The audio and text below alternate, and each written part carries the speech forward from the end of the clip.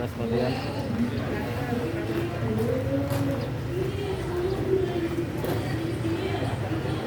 Nah, itu tinggal pakai biru, kaos biru.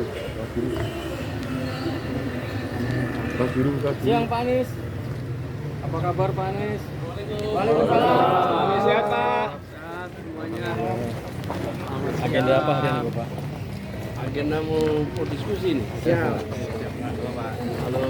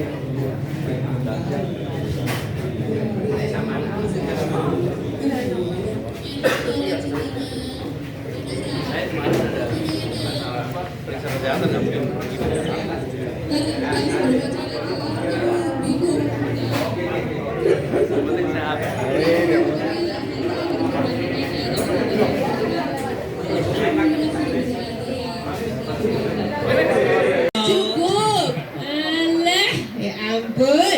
Siapa yang udah capek juga sama kelitih yang terus ada? Ya, kelitih. Hah? Kemarin ada yang ditangkap ditempel. Ya ampun, tempel serem ada banget. aneh ya. Di mana-mana ya sayang, di utara ada, selatan ada, ya ampun deh capek gue. Jogja adalah kelitih. Deh kan sedih ya gitu ya sebagai yang tinggal di sini gitu ya. Tapi ya pokoknya masih banyak ya isu-isu lain sebenarnya yang terjadi di Jogja ini. Jadi aku mohon sebenarnya buat teman-teman nih yang punya pertanyaan-pertanyaan, coba dikerucutkan lagi ke Jogjanya gitu ya, ke isu-isu lokal gitu. Karena kalau misalkan isu-isu yang general yang Indonesia gitu kan, kemarin udah ada di Jakarta kan. Mungkin beberapa dari teman-teman juga udah nonton di minimum prajurit. Tapi itu dulu, kalau sekarang beda, jauh. UMP Jogja sekarang ini jauh lebih gede dari UMP Jakarta. Abad 17. Jadi prajurit baru capek-capek santai itu di WA grup ada pengumuman. Para prajurit dimohon segera ke depan gerbang karena kita akan diserang kerajaan lain. Panik. Seluruh prajurit panik. Bilang sama li yang keringan. Aku lembar mengko berperang yo. Sate usus loro, sego kucing. Banyak ya. Padahal saya pengen maki-maki kalian nih. Mahasiswa pendatang itu cuma bikin macet dan padat kota Jogja. Bayangkan. kota kelahiran bukan Ya. atau apa? Saya tinggal di sini, rumah saya di kilometer 5. Ini kilometer berapa nih? 12, kilometer 12. Deket saya ya, Pak? kilometer 5 di Karangbuni. Bisa balik lagi. Walaupun sering pangling sih. Karena Jalan Kaliurang itu sekarang namanya Jakal. Emang Terus zaman dulu di- apa Pak namanya Pak? Namanya Jalan Kaliurang. Jalan Kaliurang aja, Jadi nggak saya- disingkat-singkat ya? nggak disingkat-singkat. Kalau Jalan Magelang jadi Jamal tahu Pak? Bah, itu dia. Saya juga baru tahu. Jadi Jamal, jadi Jakal. Dan pangling karena banyak sekali rumah-rumah yang udah berubah jadi Banyak pembangunan ya Pak ya? kafe, jadi toko, dan macam-macam. Oke deh, kita sekarang sudah kedatangan Pak Anies Baswedan di sini. Teman-teman udah pada sumringah semua untuk mendesak Bapak nih. Makasih banyak buat semua yang memilih datang. Makasih banyak yang sudah memilih untuk ikut di sini. Makasih. Dan alhamdulillah kita senang sekali tempatnya outdoor. Hangat tidak di sini? Pak, sumuk dong Pak. Lebih ke panas sebenarnya. Sumuk Pak, Jadi Masya kita Allah. ngerasain global warming is real, gitu ya. Real banget. Is real. Nanti boleh dikasih tahu penanganan kita ya Pak ya tentang global warming ini. Oke, kita sudah kedatangan Bapak Anies Baswedan, mantan guru, pernah jadi menteri, menjabat jadi gubernur DKI Jakarta selama 5 tahun dan sekarang katanya siap jadi presiden Indonesia. Gimana coba tepuk tangannya boleh, nggak tepuk tangan juga boleh ya. Ini sekarang kita akan mulai aja. Oke ya, jujur aja ya Pak ya. Kalau nggak tahu bilang nggak tahu. Kalau tahu kita jawab sederhana. Ya. Waduh. Tapi Pak, kalau misalkan tadi ada pertanyaan yang tidak bisa Bapak jawab, terus bilang nggak tahu, kalau makin dibenci gimana Pak? Lah itu loh Pak. Nanti Gini, makin banyak yang kita susah, itu nggak bisa ngatur perasaan orang. Oh Nggak gitu. bisa. Kita nggak bisa bikin orang suka, nggak bisa orang jadi memusuhi, nggak bisa. Itulah perasaan mereka. Yang kita kerjakan adalah apa yang kita ketahui kita katakan, apa yang kita katakan kita kerjakan. Itu aja. Oke, wow. Kita balikin lagi nih ke teman-teman, gimana udah siap nih dengan Pak Anies? Dan apakah kami perlu untuk merantau untuk mendapatkan atau justru dimungkinkan di kota sendiri? Bapak tahu nggak Pak UMR Jogja berapa Pak? UMR di sekitar. Berapa guys? Ditanyain. 2.100.000 Pak Provinsi. di kota Jogja. Kalau provinsinya berapa? Provinsinya 1,8 ya betul? Di bawah malah Pak. Pak emang bisa Pak hidup dengan segitu Pak? Apalagi mahal-mahal dari sini juga. Pak harga fast food kan sama aja Pak Jakarta sama Jogja Pak. Kalau transfer mahasiswa bulanan berapa tuh? Gak ada bilang Pak. Enggak, harusnya bilang sama orang tua, Bu, ayah, UMP-nya di sini 2,1 gitu. Jadi transfernya minimal 2,1 gitu. Oke.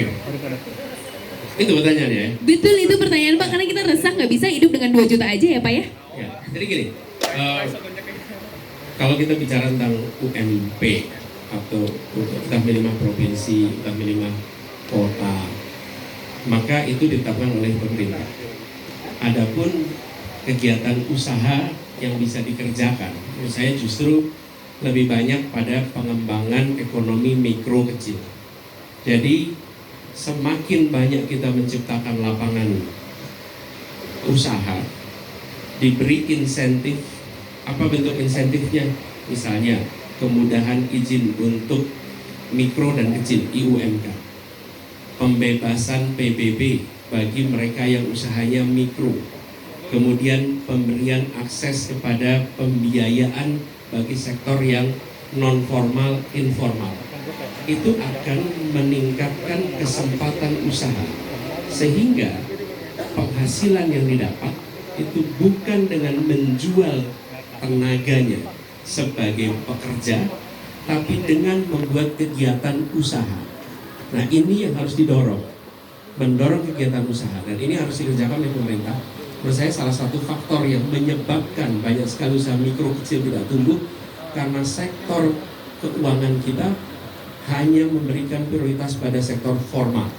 Sektor informal sulit dapat pinjaman, sulit dapat akses. Kalau itu ada, maka dia akan bisa berusaha dan saya yakin pendapatannya justru lebih tinggi daripada upah minimal kota, upah minimal provinsi. Terima kasih Bapak. Jadi kita disuruh untuk bikin usaha ya Pak ya? Oke deh kalau gitu. Sebenarnya ini mungkin kalau misalnya dari kasus itu sudah banyak beberapa orang yang seperti itu Pak. Udah gitu UMR kita rendah dan harga tanah kok juga tinggi banget. Kayak kita nih, aku sih sebagai Gen Z gitu ya, kayaknya berpikiran kayaknya kita tidak akan pernah bisa membeli rumah gitu Pak. Jadi itu sih, itu kesusahanku aja. Aku curhat aja, nggak perlu dijawab, nggak apa-apa Pak. Nggak ada di skrip soalnya. Oke Pak, kita lanjut. Gimana Pak? Memang itu salah satu masalah yang Betul Pak. rumit. Jadi justru ini bicara rumah gitu. Boleh. Bicara tentang rumah, kebanyakan yang disiapkan oleh rumah itu ada 3 menyiapkan.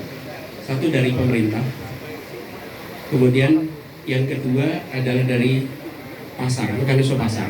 Itu usaha properti. Nah, tapi usaha properti ini ada 3 kelompok di masyarakat.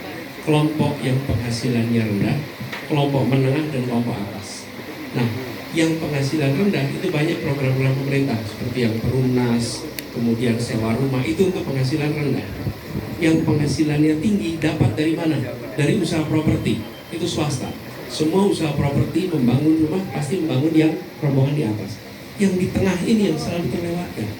Yang di tengah itu siapa? Rata-rata sarjana, baru lulus, baru kerja 5-10 tahun, tabungan belum cukup untuk masuk yang atas, tapi mengaku miskin, sudah tidak diakui lagi sebagai miskin. Nah, kelompok inilah yang menurut saya jadi prioritas untuk dibantu.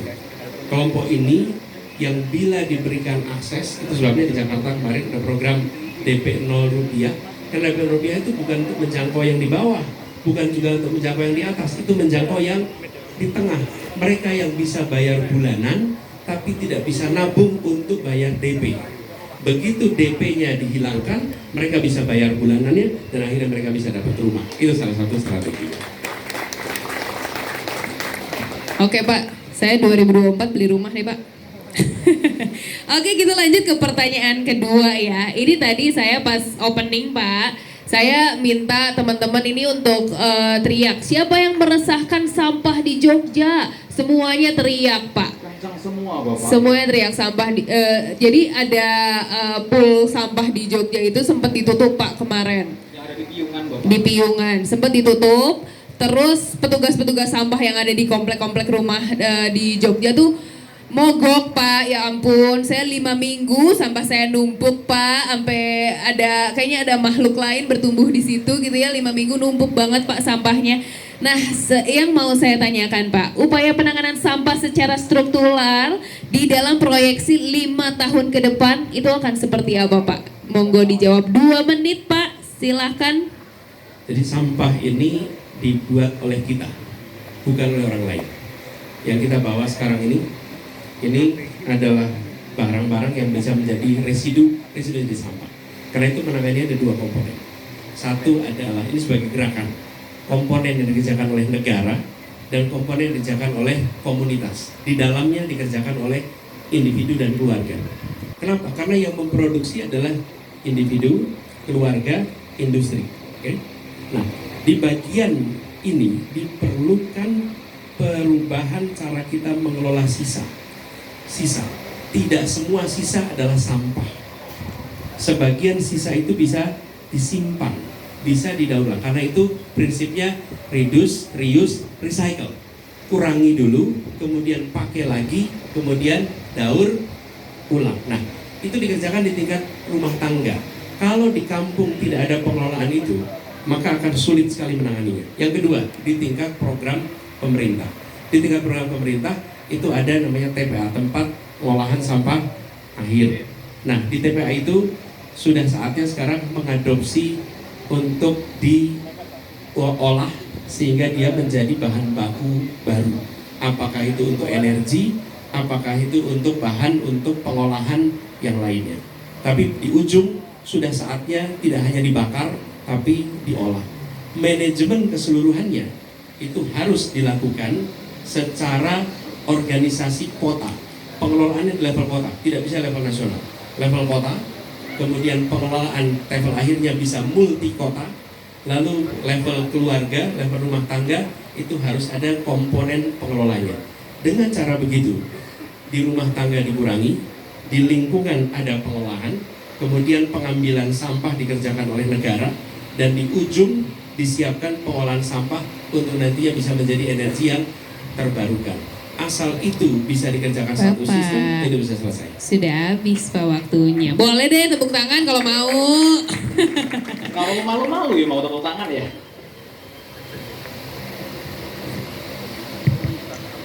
Oke deh, itu proyeksi 5 tahun ke depan. Tapi bisa dipersingkat nggak Pak? Karena saya udah capek sama sampah nih Pak. Saya tuh udah memilah-milah sampah, udah apa segala macam.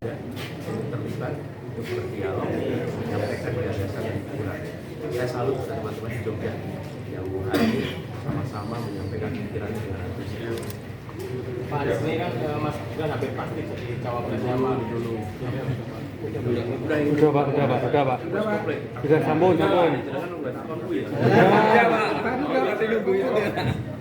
Kenapa? Mas juga hampir pasti jadi cawapres. Saya gini, bagi kami menghormati keputusan dan keputusan berkaitan mulai dari perusahaan, tugas kami adalah memastikan bahwa koalisi kita menyiapkan semua sarana prasarana kemenangan, kemudian kerja kampanye itu bagian kami. Jadi siapapun yang nanti ditetapkan kita hormati. Bagi kami tidak ada yang menentukan dua calon. Bagi kami yang penting prosesnya, proses pemilu berjalan dengan profesional, jujur, penyelenggara berimbang, penyelenggara netral. Karena ada pendapat akan ke Pak Anies dari Prabowo. Bagi kami yang penting kita pemilunya jujur, penyelenggaranya netral, semua dijalankan profesional. Ada bau-bau nepotisme Pak dalam kasusnya Mas Gibran itu. Amin Presiden. Amin Presiden. Di Jawa Timur gimana sih Pak?